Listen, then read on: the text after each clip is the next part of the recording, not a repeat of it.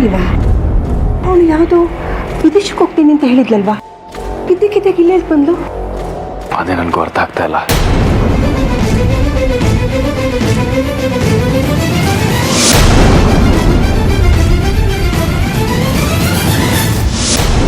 ಗರುಡ ಭಸ್ಮದ ರೇಖೆ ತನ್ನ ಶಕ್ತಿನ ಕಳ್ಕೊಳ್ಳೋದಿಕ್ಕೆ ನಾನು ಹೇಗೆ ಕಾರಣ? ಅದು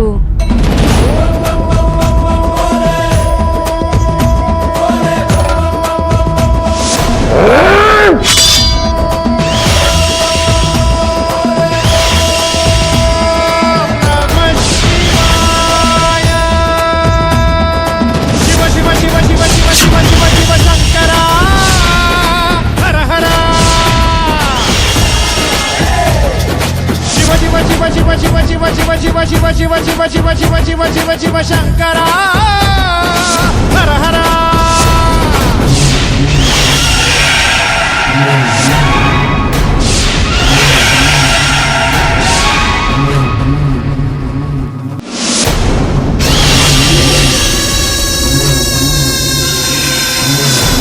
ಇದೇ ನಡೆದಿದ್ದು ಅಮೃತ.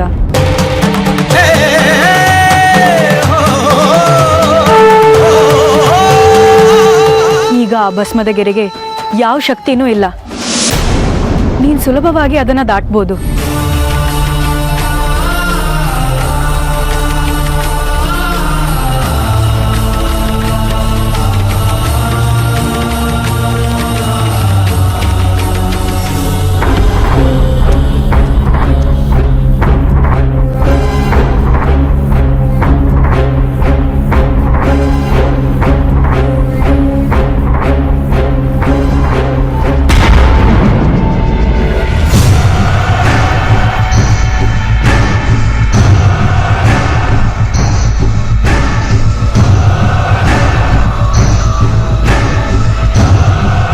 ಅಣ್ಣ, ಅವರಿಬ್ರು ಇನ್ನೂ ಬಂದಿಲ್ಲ. ನಾನು ಹೋಗಿ ನೋಡ್ಕೊಂಡ್ ಬರ್ತೀನಿ. ನೀವು ಬರೋ ಅವಶ್ಯಕತೆ ಇಲ್ಲ, ನಾವೇ ಬಂದಿದ್ದೀವಿ.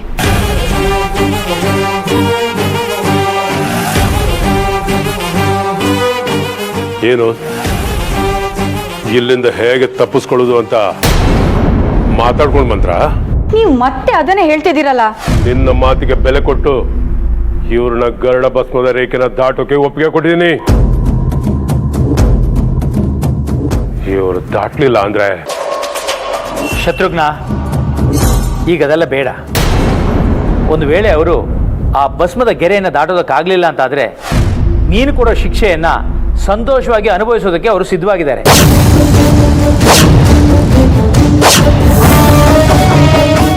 ಬನ್ನಿ, ಹೆಬ್ಬಾಗ್ಲತ್ರ ಹೋಗಿ ಪರೀಕ್ಷೆ ನಡೆಸೇ ಬಿಡೋಣ. ಹಂಸ ಕ್ಷೀರ ನ್ಯಾಯದಂತೆ ಹಾಲು ಯಾವುದು ನೀರು ಯಾವುದು ಅನ್ನೋದು ಸ್ಪಷ್ಟವಾಗಿ ಬಿಡುತ್ತೆ.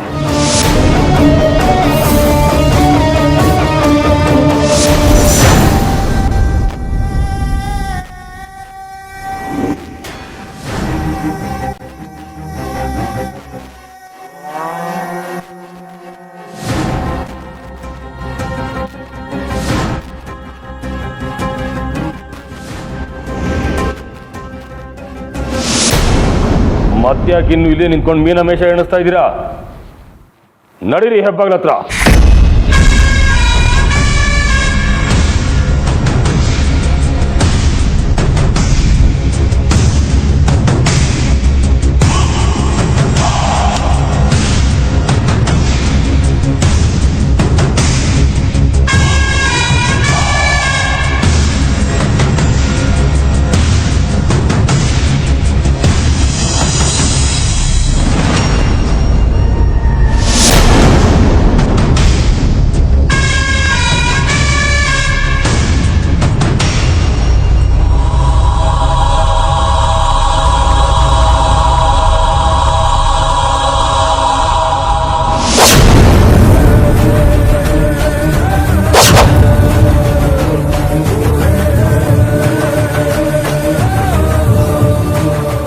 ಅಕಸ್ಮಾತ್ ಅವರು ಆ ಗರುಡ ರೇಖೆ ಭಸ್ಮನ ದಾಟಿದ್ರೆ ನನ್ನ ಮಾನ ಮರ್ಯಾದೆ 3 ಕಾಸಿಗೆ ಹರಾಜಾಗ್ಬಿಡುತ್ತೆ.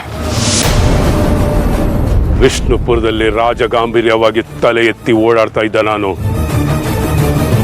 ತಲೆ ತಗ್ಸಿ ಓಡಾಡುವ ಸ್ಥಿತಿ ಬಂದ್ಬಿಡುತ್ತೆ. ನೀವು ನನ್ನ ಮೇಲೆ ಅನುಮಾನ ಪಡಿ ಒಪ್ಕೋತೀನಿ. ಆದರೆ ನೀವು ಅನುಮಾನ ಪಡ್ತಾ ಇರೋದು ಸಾಕ್ಷಾತ್ ಗರುಡ ದೇವರನ್ನ. ಅಂದ್ರೆ ನೋಡಿ, ಆ ಭಸ್ಮದ ಶಕ್ತಿ ಬಗ್ಗೆ ನಿಮಗೆ ಗೊತ್ತಿಲ್ಲ. ಸೂರ್ಯನ ಶಕ್ತಿನೂ ಒಂದೇ, ಆ ಭಸ್ಮದ ಶಕ್ತಿನೂ ಒಂದೇ. ಆ ಭಸ್ಮದ ಶಕ್ತಿ ಕುಂದೋದಕ್ಕೆ ಯಾವುದೇ ಕಾರಣಕ್ಕೂ ಸಾಧ್ಯ ಇಲ್ಲ.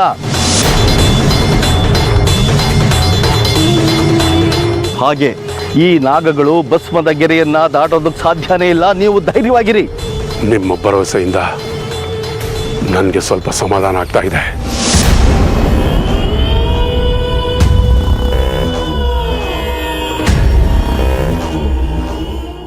ಶಾಸ್ತ್ರಿಗಳೇ, ಯಾವತ್ತು ದಾಟಕ್ಕಾಗದೇ ಇರೋರು ಆ ಭಸ್ಮ ರೇಖೆನ ಇವತ್ತು ನಾಗಿನಿ ದಾಟಕ್ಕಾಗತ್ತಾ? ನಿಮಗೇನು ಅನಿಸುತ್ತೆ? ನಿಮ್ಮಷ್ಟು ಪ್ರಜ್ಞಾವಂತೆ ಅಲ್ಲ ನಾನು. ಸಾಮಾನ್ಯ ಮನುಷ್ಯಳು. ನನಗಿದೆಲ್ಲ ಹೇಗೆ ಅರ್ಥ ಆಗಬೇಕು ಹೇಳಿ? ತ್ರಿವೇಣಿಯಮ್ಮ, ಸೂರ್ಯಂಗೂ ಚಂದ್ರಂಗೂ ಗ್ರಹಣ ತಪ್ಪಿದ್ದಲ್ಲ. ಹಾಗಂತ ಅವರಿಬ್ಬರು ಶಾಶ್ವತವಾಗಿ ಗ್ರಹಣದ ಕತ್ತಲೆಯಲ್ಲಿ ಇರ್ತಾರೆ ಅನ್ನೋದು ಸತ್ಯ ಅಲ್ಲ. ಹಾಗಾದ್ರಳು ದಾಟ್ತಾಳ? ಅವಸರ ಅನಾಹುತಕ್ಕೆ ದಾರಿ ಮಾಡಿಕೊಡುತ್ತೆ.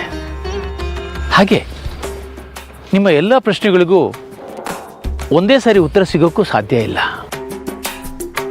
ಕಾದು ನೋಡು ಅನ್ನೋದೇ ಆ ಕಾಲನ ಪರಮ ರಹಸ್ಯ. ಸಮಯ ಬರೋವರೆಗೂ ನಾವೆಲ್ಲರೂ ಕಾಯಲೇಬೇಕು. ನಿಮ್ಮ ವೇದಾಂತನ ಅರ್ಥ ಮಾಡ್ಕೊಳ್ಳೋಷ್ಟು ದೊಡ್ಡೋಳು ನಾನಲ್ಲ. ನನ್ನ ಪ್ರಕಾರ ಅಮೃತ ಗೆರೆ ದಾಟೋದಿಲ್ಲ. ಹಾಗೆ ನಾವ್ಯಾರು ಈ ವಿಷ್ಣುಪುರದಿಂದ ಹೊರಗೋಗೋಕ್ಕೂ ಸಾಧ್ಯ ಇಲ್ಲ.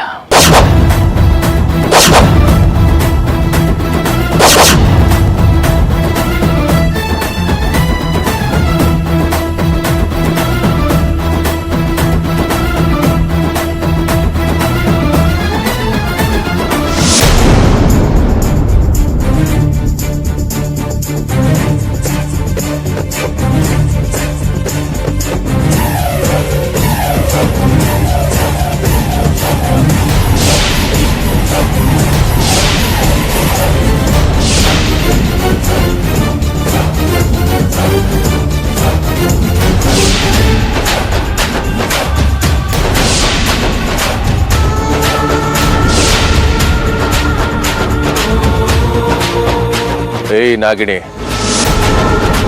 ಏನು ಗೊಂಬೆ ನಿಂತಾಗ ನಿಂತಿದ್ಯಾ? ಹೋಗ್ಯಾ ಗರುಡ ಭಸ್ಮನ ದಾಟೋ.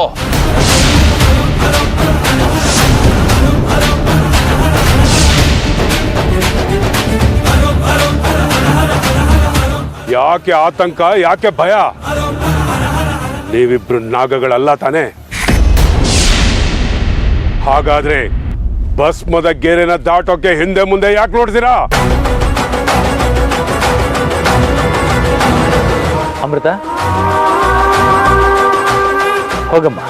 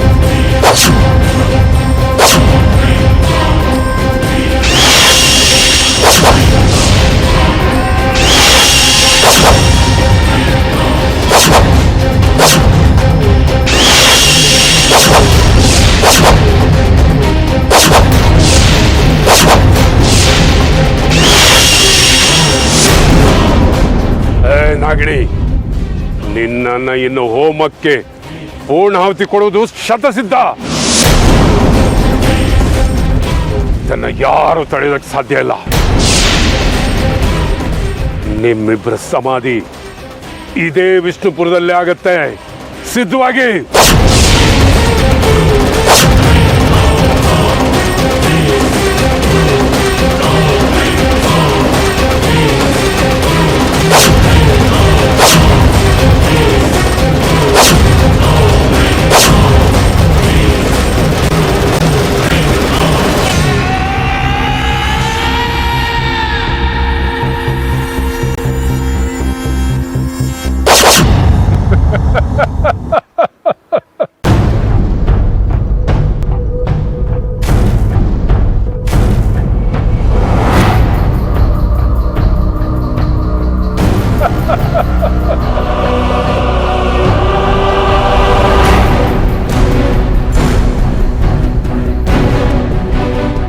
ಯಾಕೆ ಹೀಗೆ ತಮ್ಮಷ್ಟಿಗೆ ತಾವೇ ನಗ್ತಾ ಇದ್ದೀರಾ? ನಿಮ್ಮನ್ನೇ ಕೇಳ್ತಿರೋದು, ಯಾಕೆ ಹೀಗೆ ನಗ್ತಾ ಇದ್ದೀರಾ ಅಂತ.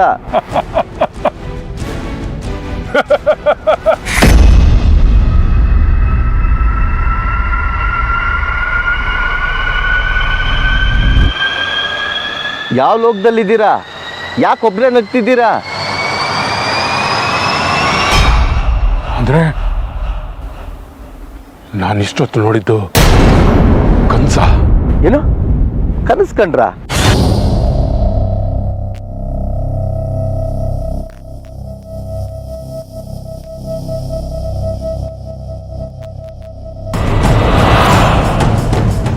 ಅದು ಕನಸಲ್ಲ, ನನಸು. ಏನು? ನೀವು ಕಂಡ್ರಲ್ಲ ಕನಸು, ಅದೇ ನಿಜ ಆಗುತ್ತೆ ನೋಡಿ.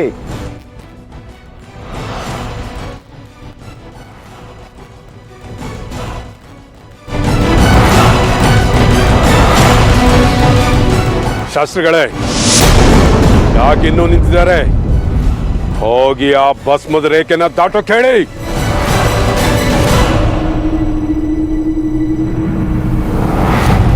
ಅರ್ಜುನ, ಅಮೃತ, ಹೋಗಿ ಆ ಭಸ್ಮದ ಗೆರೆಯನ್ನು ದಾಟಿ ನೀವಿಬ್ರು ನಾಗಗಳಲ್ಲ ಅನ್ನೋದನ್ನ ನಿರೂಪಿಸಿ.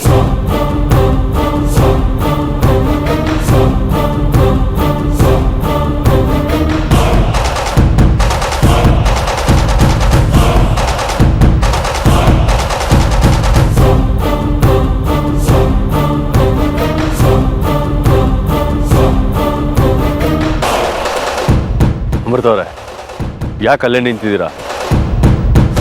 ಬನ್ನಿ. ಅಮ್ಮ ತಾಯಿ, ನೀವು ನಮ್ಮ ಊರಿಗೆ ಬಂದು ಮಾಡಿದ ಅನಾಹುತಗಳನ್ನೆಲ್ಲ ನಮ್ಮ ಕಣ್ಣಾರೆ ನೋಡಿದೀವಿ. ಇನ್ನೂ ನಿಮ್ಮ ನಾಟಕನ ನೋಡೋದಕ್ಕಾಗೋದಿಲ್ಲ. ಹೋಗಿ ಆ ಗೆರೆನ ದಾಟಿ.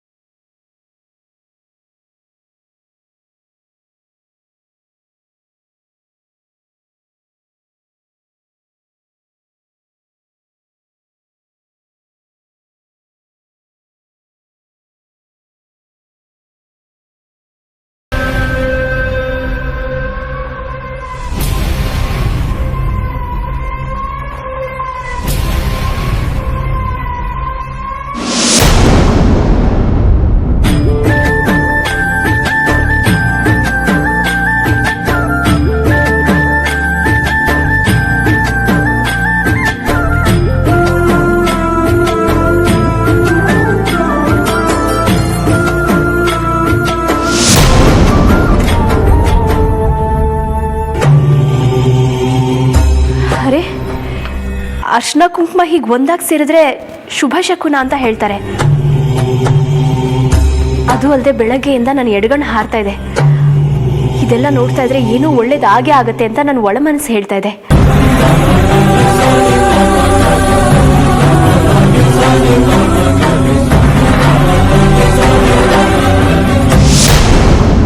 ಇಲ್ಲ, ಇದನ್ನ ನಾನು ಒಪ್ಪೋದಿಲ್ಲ. ಇದರಲ್ಲೇನೋ ಮೋಸ ಇದೆ. ಇದರಲ್ಲಿ ಯಾವ ಮೋಸನೂ ಇಲ್ಲ, ಯಾವ ಕುತಂತ್ರನೂ ಇಲ್ಲ. ನೀವ್ ಹೇಳಿದ್ದೇನು? ಇವರು ಆ ಭಸ್ಮದ ಗೆರೆನ ದಾಟಿದ್ರೆ ನಾಗಗಳು ಅಲ್ಲ ಅಂತ ತಾನೆ? ಹಾಗೆ ಇವರು ಆ ಗೆರೆನ ದಾಟಿ ನಾಗಗಳು ಅಲ್ಲ ಅಂತ ನಿರೂಪಿಸಿದ್ದಾರೆ. ಯಾರೇ ಏನು ಹೇಳಿದ್ರು ನಾನು ಒಪ್ಕೊಳ್ಳೋದಿಲ್ಲ. ಇದ್ರಲ್ಲೇನೋ ಮೋಸ ನಡೆದಿದೆ.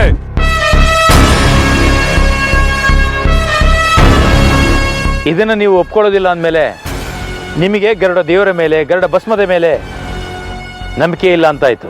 ಗರುಡ ದೇವರ ಮೇಲಾಗ್ಲಿ, ಈ ಭಸ್ಮದ ಮೇಲೆ ಆಗ್ಲಿ ನಮ್ಗೆ ಯಾವುದೇ ಅಪನಂಬಿಕೆ ಇಲ್ಲ. ಮತ್ತ್ಯಾಕೆ ನೀವು ಇವ್ರನ್ನ ಸಾಮಾನ್ಯ ಮನುಷ್ಯರು ಅಂತ ಒಪ್ಕೊಳ್ತಾ ಇಲ್ಲ? ಮನುಷ್ಯನಿಗಿಂತ ಮನಸ್ಸು ಮುಖ್ಯ ಅಂತ ನೀವು ನಂಬಿದ್ದೀರಾ.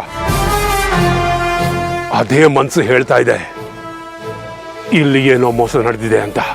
ಮನಸ್ಸು ಮರ್ಕಟ ಇದ್ದ ಹಾಗೆ, ಸತ್ಯವನ್ನ ಸುಲಭವಾಗಿ ಒಪ್ಕೊಳ್ಳೋದಕ್ಕೆ ಬಿಡೋದಿಲ್ಲ. ಇವರು ನಾಗಗಳು ಅಂತ ನಾನು ನಿರೂಪಿಸ್ತೀನಿ. ನನಗೆ ಇನ್ನೊಂದು ಅವಕಾಶ ಬೇಕು. ಬೆಟ್ಟ ಹತ್ತದವರಿಗೆ ಅಟ್ಟ ಹತ್ತೋದು ಕಷ್ಟನಾ? ಆಗ್ಲಿ, ಅದೇನು ಪರೀಕ್ಷೆ ಮಾಡ್ತಿರೋ ಮಾಡಿ, ಅದು ನಡೆದು ಹೋಗ್ಲಿ. ತುಳಸಿ ಮಾಲೆ ಪ್ರಯೋಗ.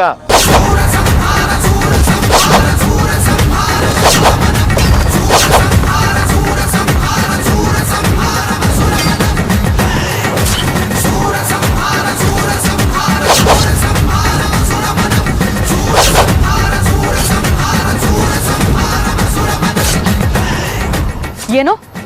ತುಳಸಿ ಮಾಲೆ ಪ್ರಯೋಗನ? ಇದಕ್ಕೆ ನಾನು ಒಪ್ಪೋದಿಲ್ಲ.